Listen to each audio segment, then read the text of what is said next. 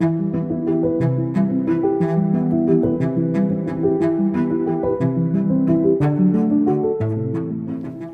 au sein de l'ADEME, à la direction régionale des Pays de la Loire, je suis coordinatrice d'un pôle de 5 personnes, pôle territoire durable. Donc on s'occupe de tout ce qui est politique énergie-climat dans les territoires, de mobilité, de tourisme durable, d'alimentation aussi par exemple. Voilà. Et puis on a chacun une petite casquette thématique. Alors moi j'ai la casquette innovation sociale et territoriale, qui est un terme un peu barbare, mais pour dire comment est-ce qu'on peut travailler la question de la transition écologique autrement que d'un point de vue technique. Parce qu'il y a tout un passé de prise en charge plutôt technique de ces questions-là, alors que la prise en charge humaine, sociale, a été moins explorée, on va dire. Donc c'est un nouvel angle d'attaque de la question qui se développe de plus en plus à l'ADEME et notamment ici en Pays de la Loire. C'est pour ça que je participe au programme TESS. Oh, les liens datent d'il y a 6 ans. Ils se sont faits par une première rencontre avec Bernard Lemoult et Samuel Aubin, qui à l'époque étaient venus nous présenter leur projet, qui n'était pas très défini, mais qui était issu d'une consultation assez large qu'ils avaient menée dans toute la région et où ils avaient tiré des préconisations citoyennes. Donc ils s'étaient dit on va essayer de faire les transitions autrement. Donc ils sont venus voir l'ADEME en tant que financeur, sachant qu'on avait déjà des contacts mais sur des sujets plus techniques. Et puis voilà, ça a été une rencontre en fait, et un pari pris sur un projet pas franchement défini, mais quand même une intuition qu'effectivement il y avait quelque chose à faire. Alors c'était balbutiant l'innovation sociale et territoriale. On disait on va travailler avec les sciences humaines et sociales. Donc on avait un acronyme comme ça.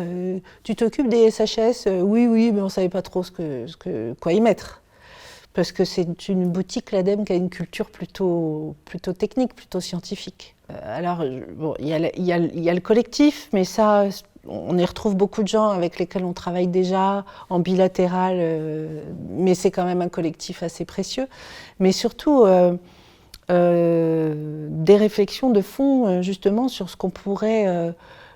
en tant qu'agence d'État chargée d'encourager les territoires et les associations à travailler sur la question, qu'est-ce qu'on peut faire différemment, qu'est-ce qu'on peut impulser. Donc on a progressé sur la question de coopération, sur le fait de financer peut-être des choses un peu plus alternatives portées par la société civile, mais qui vont donner de l'espace et des énergies différentes. Ça, c'est plus l'enjeu du moment, c'est de se dire oui, si on le fait en coopération, est-ce que ça serait pas, si on élargissait de plus en plus le nombre de gens qu'on invite, la coopération, etc., là, peut-être qu'on arriverait à avoir une force de frappe qui veut dire quelque chose. Donc là-dessus, il y a quelque chose de nouveau.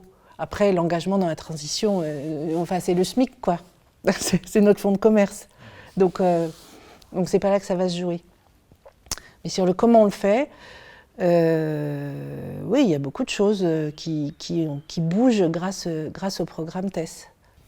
Oui, alors ce sont des acteurs comme je disais tout à l'heure, qu'on connaît déjà plus ou moins de par notre activité.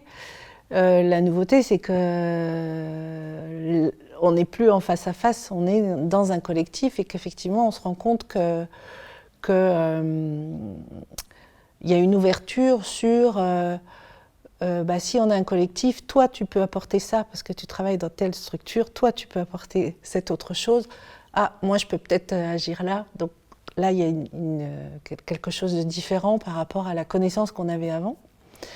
Et puis sur le collectif du point de vue des personnes, c'est-à-dire qu'on se voit ADEME en tant que financeur avec des partenaires divers et variés, c'est pas la même chose que de se voir dans un collectif.